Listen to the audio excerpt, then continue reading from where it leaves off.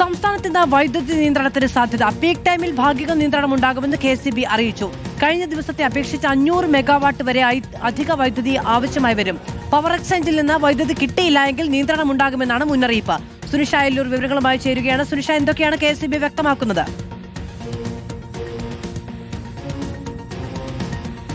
മധു, ഒരിടവേളയ്ക്ക് ശേഷം വീണ്ടും KCB ഇത്തരത്തിൽ വൈദ്യുതി നിയന്ത്രണം ഉണ്ടാകുമെന്ന മുന്നറിയിപ്പുമായി രംഗത്തെത്തിയിരിക്കുകയാണ്. ഈ പറഞ്ഞതുപോലെ മഴയുടെ കുറവ് അത് സാരമായി തന്നെ ബാധിക്കുന്നുണ്ട്. ഒപ്പം തന്നെ വൈദ്യുതിയുടെ ആവശ്യകത ഉയർന്നതും ലഭ്യത കുറയുന്നതുമെല്ലാം തന്നെ വലിയ പ്രതിസന്ധി ഇപ്പോഴും തുടർന്നുകൊണ്ടിരിക്കുകയാണ് എന്നുള്ളതാണ് KCB ഓർമ്മിപ്പിക്കുന്നത്. അതുകൊണ്ട് തന്നെ ഇന്നും ഭാഗികമായി വൈദ്യുതി നിയന്ത്രണത്തിനുള്ള സാധ്യതയുണ്ട് എന്നുള്ളതാണ് മുന്നറിയിപ്പായി നൽകിയിരിക്കുന്നത്. പ്രധാനമായും ഈ പീക്ക് ടൈമിൽ പവർ എക്സ്ചേഞ്ചിൽ നിന്നും വൈദ്യുതി ലഭിച്ചില്ല എങ്കിൽ നിയന്ത്രണത്തിനുള്ള സാധ്യതയുണ്ട്. അങ്ങനെയെങ്കിൽ നേരത്തെ നമ്മൾ കണ്ടതുപോലെ 7 മണി മുതൽ രാത്രി 12 മണി വരെയുള്ള സമയങ്ങളിൽ ഏത് നിമിഷവും വൈദ്യുതി പോകാനുള്ള സാഹചര്യങ്ങൾ അത് മുൻകൂട്ടി കാണണമെന്നുള്ളതാണ് KCB ഓർമ്മിപ്പിക്കുന്നത്. മഴ കുറഞ്ഞത് വലിയ പ്രതിസന്ധിയായിട്ടുണ്ട്. ആഭ്യന്തര ഉൽപാദനം കൂട്ടാൻ കഴിഞ്ഞിട്ടില്ല.